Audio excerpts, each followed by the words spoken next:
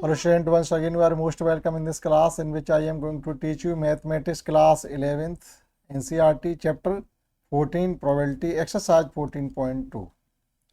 14.2 exercise इसमें probability की यानी प्रोबेबिलिटी दो एक्सरसाइज 14.1 एंड 14.2 और एक मिसलेनियस है। तो 14.2 एक्सरसाइज में हम लोग आज करेंगे क्वेश्चन नंबर 11 से। इससे पहले हम सभी क्वेश्चन कर चुके हैं। देखिए इसमें कहा गया क्वेश्चन नंबर 11 में इन ए लॉटरी से लॉटरी टिकट निकाली जाती है। A person chooses 6 different natural number at random from 1 to 20। एक व्यक्ति 1 से लेकर 20 तक नंबर चुनता है, उसमें से 6 नंबर आपको लेने, यानी जो लॉटरी टिकट है वो 6 डिजिट की है। 6 नंबर आपको कलेक्ट करने हैं, वो आपको लॉटरी टिकट जिता देगी। एंड इफ दीज 6 नंबर, जो 6 नंबर उसने सेलेक्ट किए हैं, 6 number match with the 6 number already fixed with the lottery, और लॉटरी जो 6 नंबर फिक्स किए गए थे, ये नंबर अगर किसी का आएगा तो लॉटरी टिकट जीत जाएगा। अकस्मात किसी व्यक्ति का वही नंबर फिक्स हो जाता, वो नंबर ड्रॉप हो जाता है।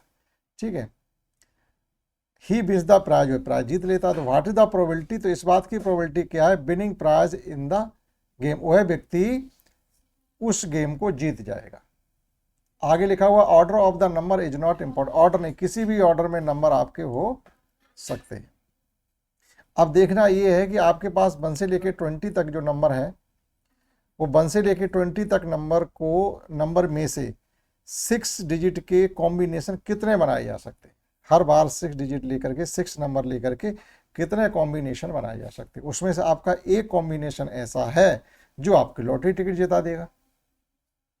तो अभी total outcomes in the sample space हमको फाइंड करना पड़ेगा। वो क्या होंगे, वो होंगे हर 20 नंबर में से हमको 6 नंबर का एक कॉम्बिनेशन बनाना है। तो कैसे बनाएंगे, total combination of 6 number, question हमारा 11 बनेगी कितने जाके, तो इसके लिए रिलेशन होता है आपका 20 हमारे पास टोटल है, उसमें से हमको 6 लेने, तो 20C6, इसे सॉल्व कर लीजिएगा। Factorial 20 upon factorial 6 into factorial 20 minus 6, आपने ये पढ़ा होगा। तो ये हो जाएगा आपका factorial 20 upon factorial 6 into factorial 14। आगे इसको लिखेंगे तो ये लिखा जा सकता है 20 into 19 into 18 into 17 into 16 into 15 और इंटू में फैक्टोरियल 14। आगे क्यों नहीं लिखा है, क्योंकि हमारे पास factorial 14 6 into 5 into 4 into 3 into 2 into factorial 14 है। तो फैक्टोरियल 14 से फैक्टोरियल 14 ये कैंसिल हो जाएगा, और देखिएगा 6 3 या 18 से आपका ये 18 कैंसिल हो जाएगा, 4 5 या 20 से ये नंबर 20 कैंसिल हो जाएगा, और 2 से एक नंबर और कैंसिल आउट कर दीजिएगा 16, यानी ये 8 रह गया। तो जो नंबर हमारे पास बच्चे जिनका हमें मल्टीप्लाई करना है, वो एक 19 है, इंटू 17 है, इंटू 8 है, और इंटू 15। 17 और 19 का मल्टीप्लाई क्या होगा, बीच में 18 है, 18 का स्क्वायर 324 होता है, एक कम करिएगा 323। ये 19 और 17 का मल्टीप्लाई हो गया। और देखेगा यहाँ 15 इंटू 8 120, ये मल्टीप्लाई हो गया। और चलिएगा एक 0 रहेगा, 12 3 या 36, कैरी 3, 12 2 या 24 और 3 27, कैरी 2, 12 3 या 36 और 2 38।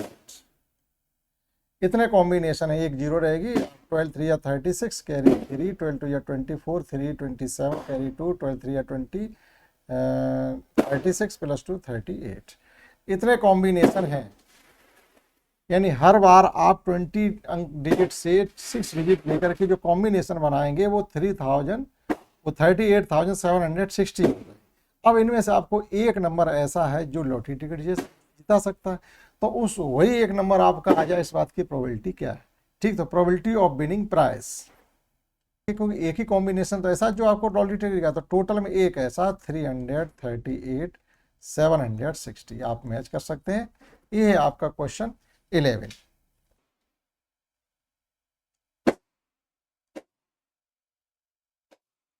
And in next question 12, we have given that check whether the following probabilities PA and PB are consistently defined. आपको ये बताना है कि ये फर्स्ट सेकंड में दो प्रॉपर्टी गिवन है, ये कंसिस्टेंटली डिफाइंड है या नहीं। तो कंसिस्टेंटली डिफाइंड के लिए देखो कोई एग्जाम्पल भी नहीं था, कहीं आपकी बुक में कोई डेफिनेशन भी नहीं है। तो कंसिस्टेंटली डिफाइंड के लिए होता क्या है कि जो इंटरसेक्शन होता है वो गिवन प्रोबेबिलिटी से लेस होना चाहिए। जैसे हमारे पास फर्स्ट में ये गिवन है कि P A is equal to 0.5 है और P B is equal to है हमारे पास 0.7 है और पी ए इंटरसेक्शन बी ये हमारे पास 0.6 है। अब कंसिस्टेंट प्रोबेबिलिटी के लिए, कंसिस्टेंट डिफाइंड प्रोबेबिलिटी के लिए क्या होता है, for consistently defined, consistently defined के लिए जो P A intersection B less than P A होना चाहिए and P A intersection B less than P B होना चाहिए। अगर ये दोनों ही कंडीशन सेटिस्फाइड होती हैं तो जो गिवन प्रोबेबिलिटी है वो कंसिस्टेंटली डिफाइंड होगी। ठीक, देखिएगा अब इसमें क्या कहा गया, अब ये पी ए इंटरसेक्शन बी हमारा पी बी को तो सेटिस्फाइड कर रहा है, वहां से लेस है, यानी 0.6 is less than 0.7 but 0.6 is greater than 0.5। तो दोनों चीजें सेटिस्फाइड यहाँ पर नहीं हो रही हैं, तो हम यहाँ पे लिख देंगे since P A intersection B not less than PA, that is given probability is not consistently defined. In the same में देखिएगा इसमें सेकंड क्वेश्चन भी गिवन है, क्वेश्चन 12 में PA आपको गिवन है 0.5 और PB गिवन है आपका 0.4 और P A union B is equal to given है हमारा 0.8। हमको पता होना चाहिए पी ए के बी, उसके लिए रिलेशन होता है P A union B.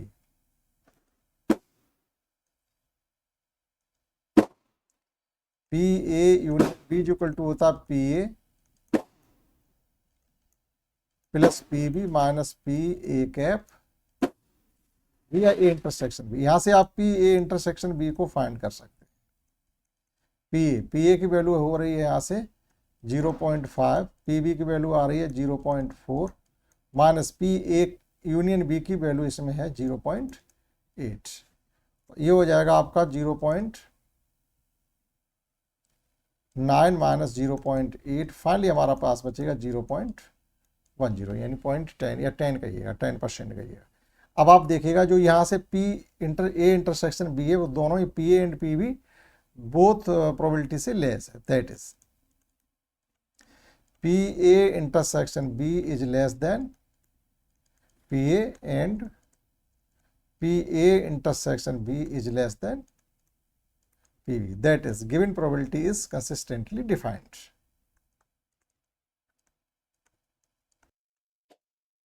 Consistently defined। तो इस प्रकार से आप क्वेश्चन 12 को कर सकते हैं। आइए समझते हैं नेक्स्ट क्वेश्चन 13।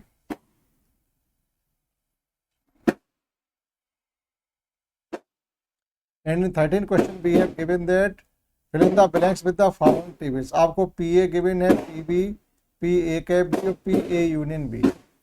4 पॉइंट आपको गिवन है, 3 उसमें कोई गिवन है, 4 पॉइंट्स में से एक आपको फाइंड करना है। तो देखिएगा क्वेश्चन नंबर 13 का फर्स्ट आपको PA यूनियन B फाइंड करना है। तो PA यूनियन B का रिलेशन होता है PA U B is equal to P A plus P B minus P A cap A intersection B. ठीक है, तो ये सब कुछ गिवन, हमें P A unit B find करना है। ए हमारा 1/3 है प्लस 1/5 है और माइनस का 1/15। इनका आप एलसीएम जब लेंगे तो ये आ जाएगा आपका 15, ये हो जाएगा 5, ये हो जाएगा 3, ये हो जाएगा 1, यानी 8 में से बन जाएगा, ये हो गया आपका 7/15। 7/15, 5 + 3 8 - 1। ठीक है, सेकंड में हमको फाइंड करना पी ए, और ये मेन रिलेशन हमने यहाँ पर लिख रखा है इसमें ही देखिएगा आप, सभी में इसी को तो यूज करना है, P A union B equal to P A plus P B minus P A cap B. Second में हमको फाइंड करना है पी बी, तो अगर हमको पी बी फाइंड करना है तो ये हो जाएगा आपका P A union B minus P A plus P A intersection B. ये तो रिलेशन बन जाएगा जाके ट्रांसपोजिशन करके। तो ये P A union be given है क्वेश्चन सेकंड में 0.6 माइनस पी ए गिवन है 0.35 और plus P A cap be given है 0.25। तो पहले एडिशन करिएगा, ये 60 प्लस 25 ये हो जाएगा आपका 0.85 माइनस 0.35, ये बच गया आपका है 0.50। ये आपका सेकंड हो गया। 85 से 35 कम करोगे तो कितना बचना चाहिए, 50 बचना चाहिए, 0.50 आ गया। इसी प्रकार से देखिएगा इस पर थर्ड में क्या पूछा गया है, थर्ड में पी ए कैप बी पूछा गया। अगर हमको P A cap B find करना हो तो इसके लिए रिलेशन हो जाएगा P A union B minus, नहीं माइनस नहीं होगा, ये होगा जैसे ये पी ए यूनियन बी को ही हम फाइंड करना चाहते हैं, पी ए यूनियन बी को फाइंड करेंगे तो इसको लेफ्ट हैंड साइड में लेके चलेंगे और ये P A cap A union B P A plus P B में सब्ट्रैक्ट हो जाएगा जाकर के। तो ये हो जाएगा आपका P A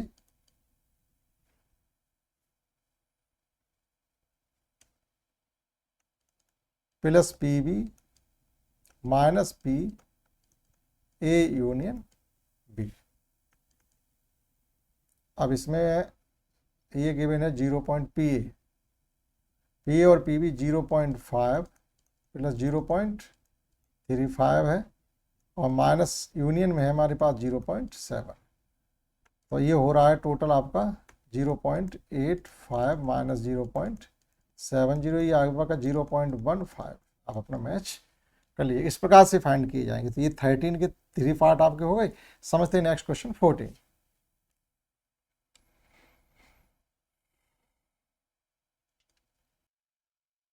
And in question 14 we have given that given PA is equal to 3/5 and PB is equal to 1/5, find PA or B। PA or B means PA union B। हमसे पूछा गया if A and B are mutually exclusive events। mutually exclusive events का मतलब होता है अगर इनका हम इंटरसेक्शन फाइंड करेंगे तो 0 आएगा, कोई भी कॉमन नहीं होता है। ठीक, तो देखिएगा बी हैव गिवन दैट, आपको गिवन है P A, P A is equal to 3/5 है and P B is equal to 1/5 है। हमको फाइंड करना है P A union B is equal to, इसको फाइंड करना है। दूसरा पहले रिलेशन लिखेंगे, उसके बाद हम लिखेंगे पी ए यूनियन बी।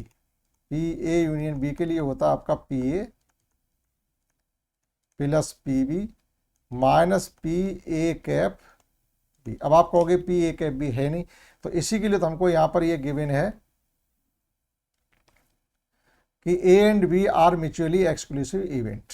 अब आप यहां पर एक लाइन लिखेंगे फॉर म्यूचुअली एक्सक्लूसिव इवेंट के लिए होता है P A cap B is equal to 0, कोई कॉमन नहीं होता।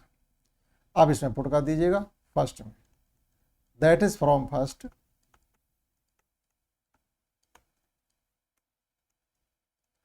P A union B is equal to, P A की वैल्यू फाइंड इसमें गिवन है 3/5, पी बी की वैल्यू है 1/5, फाइनली हो गई आपकी 4/5। ठीक, नोट कर सकते हैं 14 question. Let's understand next question 15।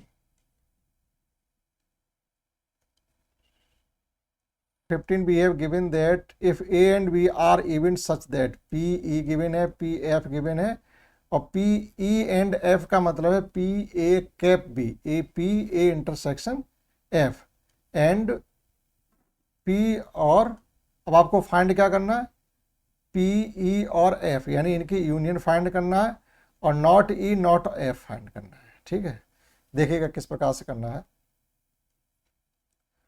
Question 15, we have given that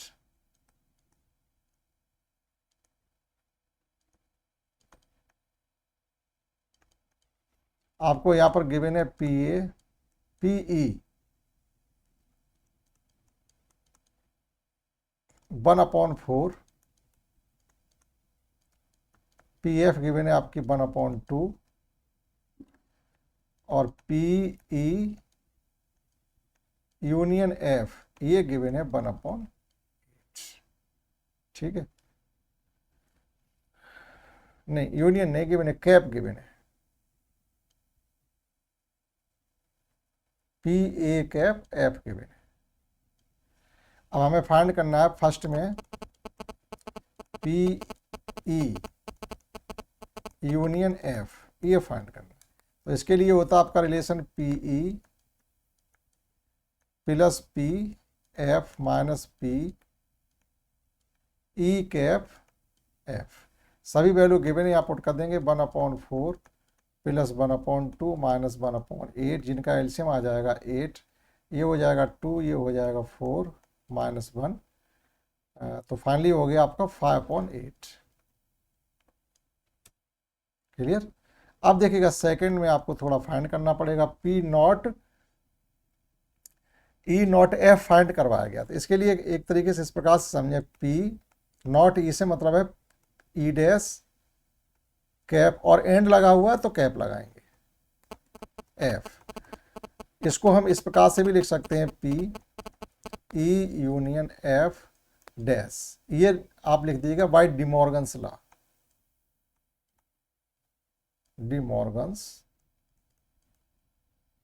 De Morgan के नियम के अनुसार हम ये लिख सकते हैं।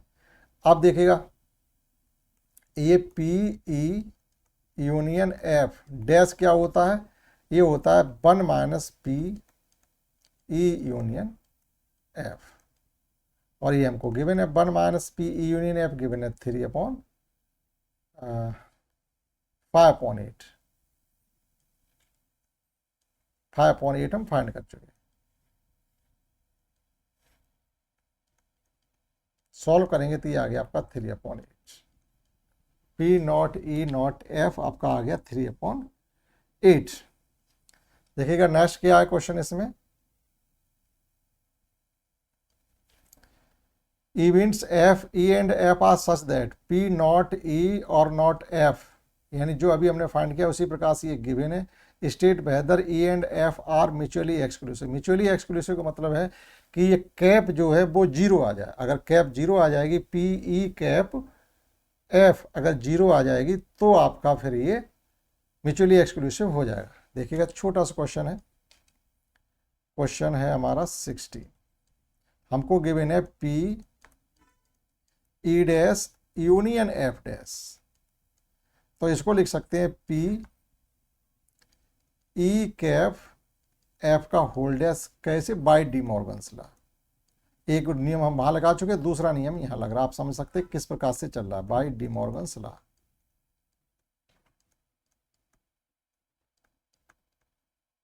ठीक, अब देखिएगा हमको इसमें ये गिवन है, यही चीज हमको गिवन है जो हमने ये फाइंड की है, PE कैप F का होल डैश, यही तो गिवन है हमारे पास 0.25, और हमको अगर फाइंड करना हो PE कैप F तो ये हो जाएगी 1 माइनस PE